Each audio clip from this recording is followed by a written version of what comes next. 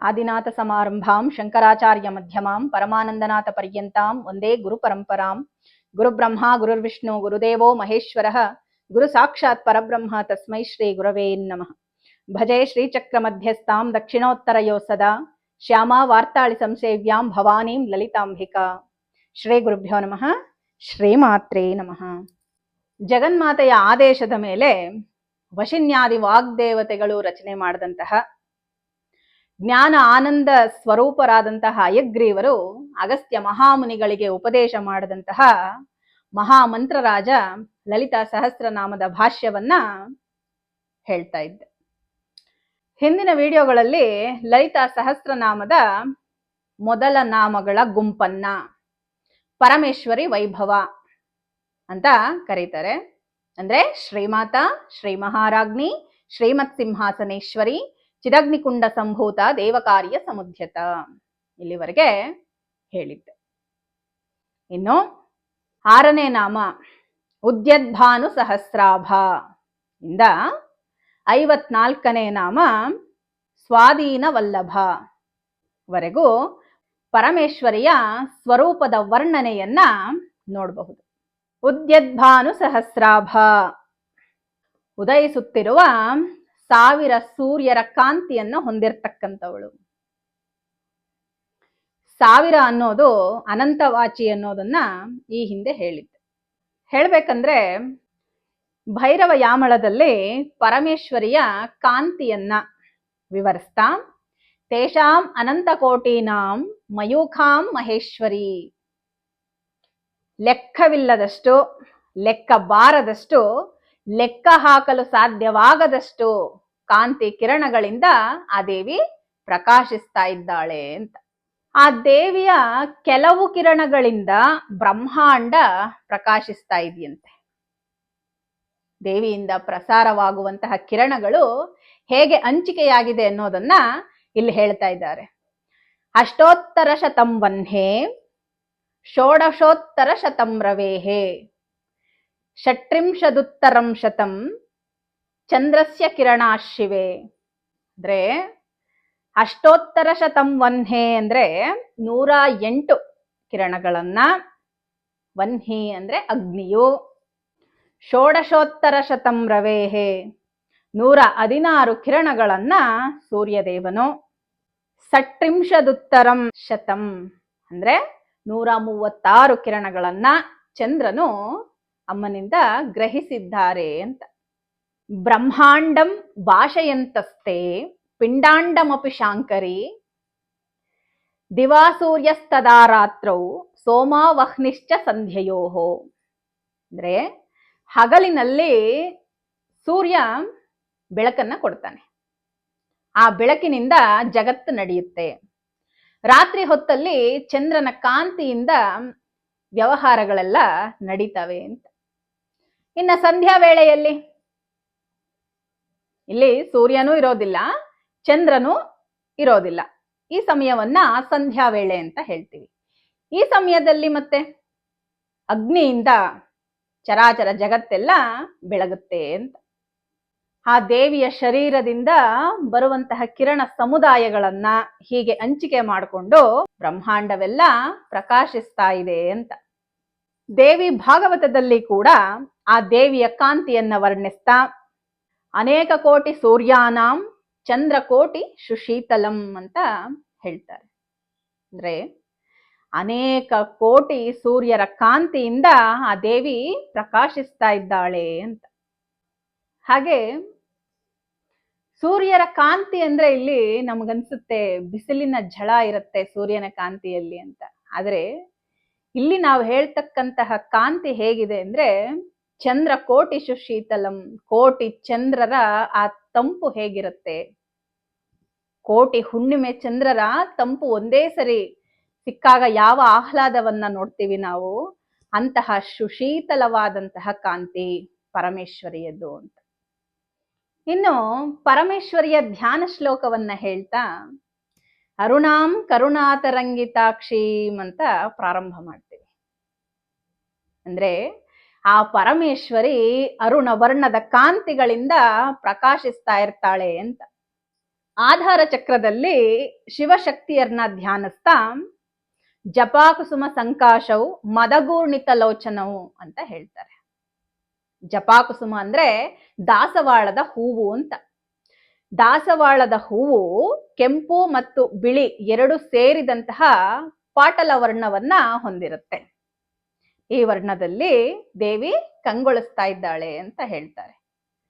ಸ್ವತಂತ್ರ ತಂತ್ರದಲ್ಲಿ ಸ್ವಾತ್ಮೈವ ದೇವತಾ ಪ್ರೋಕ್ತ ಲಲಿತಾ ವಿಶ್ವವಿಗ್ರಹ ಲೌಹಿತ್ಯ ತದ್ವಿಮರ್ಶ್ಯಾತ್ ಉಪಾಸ್ತಿರಿತಿ ಭಾವನಾ.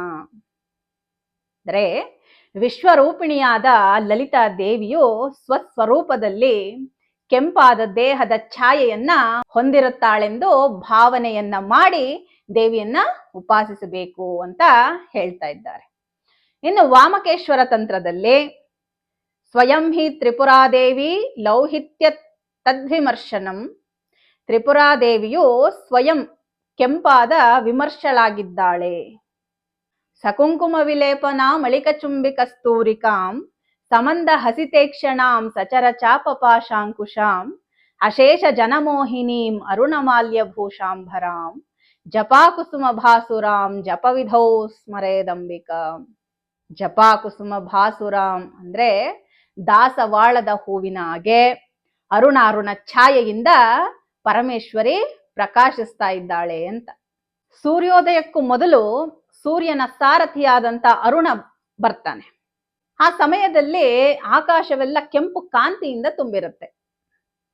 ಅವೇ ಅರುಣ ಕಾಂತಿಗಳು ಅಂತಾರೆ. ಜೀವಕೋಟಿಗೆ ಹಗಲು ಜಾಗ್ರತ್ ದಶೆ ಆದ್ರೆ ರಾತ್ರಿಯಲ್ಲಿ ಸುಷುಪ್ತಿ. ಈ ಸುಷುಪ್ತಿಯಲ್ಲಿ ಮನೋವೃತ್ತಿ ಇರೋದಿಲ್ಲ. ಜಾಗ್ರದಾವಸ್ಥೆಯಲ್ಲಿ ಮನೋವೃತ್ತಿಗಳು ಇರ್ತವೆ. ಬೆಳಕಾಗ್ತಲೇ ಮನೋವೃತ್ತಿಗಳು ಪ್ರಾರಂಭವಾಗ್ತವೆ. ಅವು ಅನಂತವಾದವು. ಮಾನವನ ಅನಂತವಾದ ಮನೋವೃತ್ತಿಗಳನ್ನ ಪ್ರಕಾಶವಂತವಾಗಿ ಮಾಡ್ತಾಳೆ. ಆದ್ರಿಂದ ಅವಳು ಉದ್ಯದ್ಭಾನು ಸಹಸ್ರಾಭ ಅಂತ ಕರೆಯಲ್ಪಡ್ತಾಳೆ. ಪರಮೇಶ್ವರಿಗೆ 3 ರೂಪಗಳಿರ್ತವೆ. ಸ್ಥೂಲ ರೂಪ ಅಂದ್ರೆ ಸಾಧಕರಿಂದ ಪೂಜೆಯನ್ನ ಪಡ್ಕೊಳ್ಳುವಂತಹ ಸಾಕಾರ ರೂಪ. ಸೂಕ್ಷ್ಮ ರೂಪ ಇದು ಮಂತ್ರ. ಇನ್ನು ಕಾರಣ ರೂಪ ಇದು ಯಂತ್ರ ರೂಪ. ಉತ್ತಮೋತ್ತಮರಿಂದ ಆರಾಧಿಸಲ್ಪಡ್ತಕ್ಕಂತಹ ಪ್ರಕಾಶ ರೂಪ ಇದಾಗಿರುತ್ತೆ. ಈ ನಾಮದಿಂದ ಪರಮೇಶ್ವರಿಯ ಸ್ಥೂಲ ರೂಪವನ್ನ ವಿವರಿಸ್ತಾರೆ. ಉದಯಿಸುತ್ತಿರುವ 1000 ಸೂರ್ಯರ ಕಾಂತಿಯಿಂದ ಆ ದೇವಿ ಪ್ರಕಾಶಿಸ್ತಾ ಇದ್ದಾಳೆ.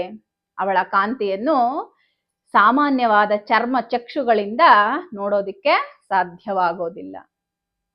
ಬ್ರಹ್ಮಾಂಡ ವ್ಯಾಪಕವಾದ ತೇಜಸ್ಸೇ ಅವಳ ರೂಪವಾಗಿದೆ ಅನ್ನೋದನ್ನ ತಿಳ್ಕೋಬೇಕು. ಇನ್ನು 7ನೇ ನಾಮ ಚತುರ್ಬಾಹು ಸಮನ್ವಿತ. ಈಗ ಅಮ್ಮ ಯಾವ ಬಣ್ಣದಿಂದ ಕಂಗೊಳಿಸ್ತಾ ಇದ್ದಾಳೆ ಅಂತ ನೋಡಿದ್ವಿ. ಉದ್ಯದ್ಭಾನು ಸಹಸ್ರಾಭ, ಚತುರ್ಬಾಹು ಸಮನ್ವಿತ, 4 ಬಾಹುಗಳಿರ್ತವೆ ಅಂತ ಈ ನಾಮದಲ್ಲಿ ಹೇಳ್ತಾ ಇದ್ದಾರೆ. ಆ ಪರಮೇಶ್ವರಿಯು ತನ್ನ ಕೈಗಳಲ್ಲಿ ವಿವಿಧ ರೀತಿಯ ಆಯುಧಗಳನ್ನ ಹಿಡಿದು ರಾಕ್ಷಸರನ್ನ ಸಂಹಾರ ಮಾಡ್ತಾಳೆ. ಇಲ್ಲೂ ಕೂಡ ಮತ್ತೆ ಅದನ್ನೇ ಹೇಳ್ತಾ ಇದ್ದಾರೆ. ದೇವಿಗೆ 3 ರೂಪಗಳಿರುತ್ತೆ ಅಂತ. ಸ್ಥೂಲ ರೂಪ ಅಂದ್ರೆ ನಾವೀ ಮೊದಲೇ ಹೇಳಿದಾಗೆ ಕೈ ಕಾಲುಗಳನ್ನ ಮೊದಲಾದ ಅವಯವಗಳನ್ನ ಹೊಂದಿರತಕ್ಕಂತಹ ರೂಪವನ್ನ ಸ್ಥೂಲ ರೂಪ ಅಂತ ಹೇಳ್ತೀವಿ. ಸೂಕ್ಷ್ಮ ರೂಪ ಅಂದ್ರೆ ಇದು ಮಂತ್ರವಾಗಿರುತ್ತೆ. ಇನ್ನು ಪರಾರೂಪ ವಾಸನಮಯವಾದಂಥದ್ದು. ಮಂತ್ರಶಾಸ್ತ್ರದ ಪ್ರಕಾರ ವಾಸನ ಅಂದ್ರೆ ಸತ್ಯ ಅಥವಾ ಸತ್ವ ಅಂತ ಅರ್ಥ. ಪರಮೇಶ್ವರಿಗೆ ಬಾಹುಗಳಿವೆ ಎಂದು ವರ್ಣನೆ ಮಾಡುವುದು ಸಾಕಾರ ವರ್ಣನೆ. ಇಲ್ಲಿ ಸಾಕಾರ ರೂಪದಲ್ಲಿರ್ತಕ್ಕಂತಹ ಪರಮೇಶ್ವರಿಗೆ ಬಾಹುಗಳಿವೆ ಅಂತ ನಾವು ಹೇಳ್ತಾ ಇದ್ದೀವಿ. ನಿರ್ಗುಣ ಬ್ರಹ್ಮನಿಗೆ ರೂಪವಿಲ್ಲ. ಮನಸ್ಸು, ಬುದ್ಧಿ, ಚಿತ್ತ, ಅಹಂಕಾರವೆಂಬ 4 ಬಾಹುಗಳನ್ನ ಧರಿಸಿರ್ತಾಳೆ. ಹಾಗೆ 4 ಬಾಹುಗಳು 4 ವೇದಗಳಿಗೆ ಪ್ರತೀಕ ಅಂತ ಹೇಳ್ತಾರೆ. ಚತುರ್ವರ್ಣಗಳಿಗೆ ಪ್ರತೀಕ, ಚತುರಾಶ್ರಮಗಳಿಗೆ ಪ್ರತೀಕ. ಚಾತುರ್ವರ್ಣಗಳು ಯಾವುವು? ಬ್ರಹ್ಮ, ಕ್ಷತ್ರಿಯ, ವೈಶ್ಯ, ಶೂದ್ರ. ಚತುರಾಶ್ರಮ ಧರ್ಮಗಳು ಬ್ರಹ್ಮಚರ್ಯ, ಗೃಹಸ್ಥಾಶ್ರಮ, ವಾನಪ್ರಸ್ಥಾಶ್ರಮ, ಸನ್ಯಾಸಾಶ್ರಮ. ಇನ್ನು ಸ್ಥೂಲ ರೂಪದಲ್ಲಿ ಆ ಪರಮೇಶ್ವರಿಯನ್ನ ಧ್ಯಾನಿಸಿದರೆ, ಗುರುವು ಹೇಳಿದ ಪ್ರಕಾರ ಸಾಧನೆ ಮಾಡಿದರೆ ಆಧಾರ ಚಕ್ರದಲ್ಲಿ ನಿದ್ರಾವಸ್ಥೆಯಲ್ಲಿರುವ ಕುಂಡಲಿನಿ ಶಕ್ತಿಯು ಜಾಗೃತಗೊಂಡು ಆಧಾರ ಮತ್ತು ಸ್ವಾಧಿಷ್ಠಾನಗಳನ್ನ ದಾಟಿ ಮಣಿಪೂರಕವನ್ನ ಪ್ರವೇಶ ಮಾಡುತ್ತೆ. ಆಧಾರ ಮತ್ತೆ ಸ್ವಾಧಿಷ್ಠಾನಗಳು ಅಂಧಕಾರ ಬಂಧುಗಳು ಅಂತ.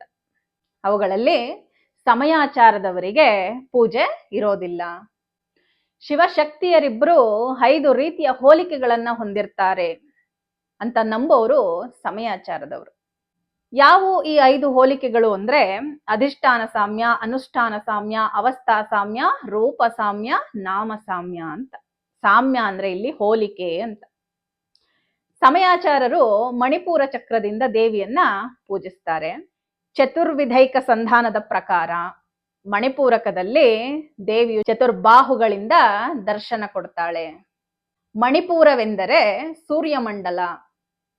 ಗೌಡಪಾದರು ಸೂರ್ಯಮಂಡಲ ಮಧ್ಯಸ್ಥಾಂ ದೇವೀಂ ತ್ರಿಪುರ ಸುಂದರೀಂ ಪಾಶಾಂಕುಶ ಧನುರ್ಬಾಣಾನ್ ಧಾರಯಂತೀಂ ಪ್ರಪೂಜಯೇತ್. ಸೂರ್ಯಮಂಡಲದ ಮಧ್ಯೆ ತನ್ನ 4 ಕೈಗಳಲ್ಲಿ ಪಾಶ, ಅಂಕುಶ, ಧನಸ್ಸು, ಬಾಣಗಳನ್ನ ಧರಿಸಿರತಕ್ಕಂತಹ ತ್ರಿಪುರ ಸುಂದರಿಯನ್ನ ಪೂಜಿಸಬೇಕು ಅಂತ. ಕಾಳಿದಾಸ ಮಹಾಕವಿ ಶ್ಯಾಮಲ ದಂಡಕದಲ್ಲಿ ಚತುರ್ಭುಜೆ ಚಂದ್ರಕಳಾವತಂಸೆ ಕುಚೋನ್ನತೆ ಕುಂಕುಮರಾಘಶ್ಯೋಣೆ ಪುಂಡ್ರೇಕ್ಷು ಪಾಶಾಂಕುಶ ಪುಷ್ಪಬಾಣ ಹಸ್ತೆ ನಮಸ್ತೆ ಜಗದೇಕ ಮಾತಃ ಅಂತ ಹೇಳ್ತಾರೆ. ಆ ದೇವಿಯು 4 ಕೈಗಳಿಂದ ಪ್ರಕಾಶಿಸ್ತಾ ಇದ್ದಾಳೆ ಅಂತ ಅರ್ಥ. ಶಂಕರ ಭಗವತ್ಪಾದರು ತಮ್ಮ ಸೌಂದರ್ಯ ಲಹರಿಯ 7ನೇ ಶ್ಲೋಕದಲ್ಲಿ ಕೊಣತ್ಕಾಂಚೀಧಾಮ ಕರಿಕಲಭಕುಂಭಸ್ತನನತ ಪರಿಕ್ಷೀಣಾ ಮಧ್ಯೆ ಪರಿಣತ ಸರಶ್ಚಂದ್ರವದನ ಧನುರ್ಬಾಣಾನ್ ಪಾಶನ್ ಶೃಣಿಮಪಿ ದಧಾನಾ ಕರತಲೈಃ ಪುರಸ್ತಾದಾಸ್ತಾನಃ ಪುರಮತಿತು ರಾಹೋ ಪುರುಷಿಕ. ಆ ತ್ರಿಪುರ ಸುಂದರಿಯು 4 ಕೈಗಳಲ್ಲಿ ಪಾಶ, ಅಂಕುಶ, ಧನುರ್ಬಾಣಗಳನ್ನ ಧರಿಸಿದ್ದಾಳೆ ಅಂತ ಇದರ ಅರ್ಥ. ಇವರು ಎಲ್ಲರೂ ದೇವಿಯನ್ನ ಚತುರ್ಭುಜೆಯಾಗಿದ್ದಾಳೆ ಅಂತ ಹೇಳ್ತಾ ಇದ್ದಾರೆ. ಅಂದ್ರೆ ಇವರೆಲ್ಲ ಚತುರ್ವಿಧೈಕ ಸಂಧಾನವನ್ನ ಮಾಡದಂತವರೇ ಆಗಿದ್ದಾರೆ. ಆ ದೇವಿಯು ಚತುರ್ಭುಜಳಾಗಿಯೇ ಇವರಿಗೆಲ್ಲ ದರ್ಶನ ಕೊಟ್ಟಿದ್ದಾಳೆ. ಷಡ್ವಿಧೈಕ ಸಂಧಾನ ಮಾಡದಂತವರಿಗೆ ದೇವಿಯು ದಶಭುಜೆಯಾಗಿ ದರ್ಶನವನ್ನ ಕೊಡ್ತಾಳೆ ಅಂತ ಗೌಡಪಾದರು ತಮ್ಮ ಶುಭಗೋದಯ ಸ್ತುತಿಯ 16ನೇ ಶ್ಲೋಕದಲ್ಲಿ ದೇವಿಯನ್ನ ವರ್ಣಿಸ್ತಾ ಇದ್ದಾರೆ. ಭವಾನಿ ಶ್ರೀಹಸ್ತೈಃ ವಹಸಿ ಪಣಿಪಾಶಂ ಶೃಣಮಥೋ ಧನುಃ ಪೌಂಡ್ರಂ ಪೌಷ್ಪಂ ಶರಮತ ಜಪ ಶ್ರಕ್ಕುಶವರೌ ಅತದ್ವಾಭ್ಯಾಮುದ್ರಾ ಮಭಯವರದಾನೈಕ ರಸಿಕಾಂ ಕೊಣದ್ವೀಣಾಧ್ಯಾಭ್ಯಾಂ ತ್ವಂ ಮುರಸಿ ಕರಾಭ್ಯಾಂ ಚ ಬಿಭೃಷೆ. ಓ ಭವಾನಿ, ನಿನ್ನ ಹಸ್ತಗಳಲ್ಲಿ ಸರ್ಪರೂಪದ ಪಾಶವು, ಅಂಕುಶ, ಪುಂಡ್ರೇಕ್ಷು ಚಾಪ, ಪುಷ್ಪಬಾಣ, ಜಪಮಾಲ, ಶುಖವರವು, ವರದಾಭಯ ಮುದ್ರೆಗಳು ಮತ್ತು 2 ಕೈಗಳಲ್ಲಿ ವೀಣೆಯನ್ನ ಧರಿಸಿದ್ದೀಯಾ ಅಂತ ವರ್ಣಿಸ್ತಾ ಇದ್ದಾರೆ. ಈಗ ಭಗವತಿಯನ್ನ ಚತುರ್ವಿಧೈಕ ಸಂಧಾನವನ್ನು ಮತ್ತು ಷಡ್ವಿಧೈಕ ಸಂಧಾನವನ್ನು 2 ರೀತಿಯಲ್ಲೂ ಆರಾಧಿಸ್ತಾರೆ ಅಂತ ಗೊತ್ತಾಯ್ತು. ಈ 2ರಲ್ಲಿ ದೇವಿಯನ್ನ ಯಾವ ಪ್ರಕಾರವಾಗಿ ಅರ್ಚಿಸಬೇಕು ಅಂದ್ರೆ 4 ಕೈಗಳಿರುವ ಪರಮೇಶ್ವರಿಯನ್ನೋ ಅಥವಾ 10 ಕೈಗಳಿರುವ ಪರಮೇಶ್ವರಿಯನ್ನೋ, ಈ 2 ಶಾಸ್ತ್ರ ಸಮ್ಮತವಾಗಿವೆ ಅಂತ ಗೌಡಪಾದರು ಮತ್ತೆ ಶಂಕರ ಭಗವತ್ಪಾದರು ಹೇಳ್ತಾ ಇದ್ದಾರೆ. ಹೆಚ್ಚಾಗಿ ಪರಮೇಶ್ವರಿಯನ್ನ ಚತುರ್ಭುಜೆಯಾಗೆ ಪೂಜಿಸ್ತಾರೆ. ಚತುರ್ಬಾಹು ಸಮನ್ವಿತ